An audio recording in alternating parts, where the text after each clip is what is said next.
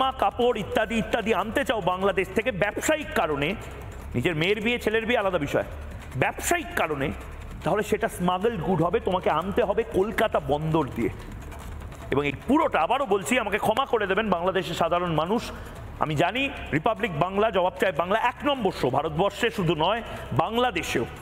বাংলাদেশের বহু মানুষ হয়তো আঘাত পাচ্ছেন আমি এভাবে আগ্রাসীভাবে এই কথাগুলো বলছি বলে, কিন্তু বিশ্বাস করুন বাংলাদেশের এই মুহূর্তে যে মন্দা ধেয়ে আসছে, বাংলাদেশে এই মুহূর্তে গৃহযুদ্ধের মতন যে পরিস্থিতি, যে ক্ষোভ বিক্ষোভ, যে অর্থনৈতিক মন্দা, ব্যবসায়ী যারা রয়েছেন, যারা সেখানকার বণিক রয়েছেন, তাদের বলছি এই সমস্তটা হচ্ছে এই মোহাম্মদ ইউনূসের জন্য। মোহাম্মদ ইউনূস আপনাদের অনিষ্ট করছে।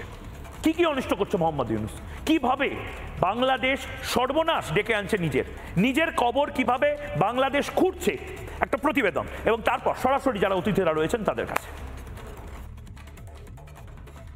শুধুমাত্র ইলেকশন করবার জন্য তো আমরা দায়িত্বটা নিইনি, যেহেতু আরো দুটো দায়িত্ব আছে, আমরা সেগুলো আসলে পালন করতে পারছি কিনা।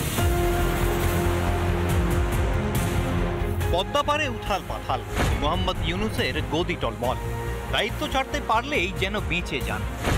বাংলাদেশকে প্রায় ডুবিয়ে দিয়ে পিটটান দেওয়ার তাল ইউনূসের। হাসিনা সরকারের পতনের পর থেকেই শেষের শুরু হয়ে গিয়েছে ঢাকার। ভারতের পায়ে পা লাগিয়ে ঝগড়া করার খেসারত দিচ্ছে বাংলাদেশ। বাণিজ্যে প্রধানমন্ত্রী সার্জিক্যাল স্ট্রাইক করতেই শুরু হয়ে গিয়েছে হাঁসফাঁস। কোটি কোটি টাকা লোকসান হতেই শুরু কান্নাকাটি।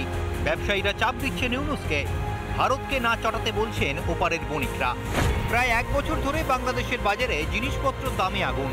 থলি ভর্তি টাকা নিয়ে গিয়েও জিনিস আনতে হচ্ছে পকেটে করে। হাড়ে মা ভবানী, এটাই বাংলাদেশের কাহিনী। এই অবস্থায় দীর্ঘ সময় ধরে ভারত চৌকাঠ পেরোতে না দিলে এবার না খেতে পেয়ে মরবে বাংলাদেশ। অর্থনীতির অধ্যাপক, ঢাকার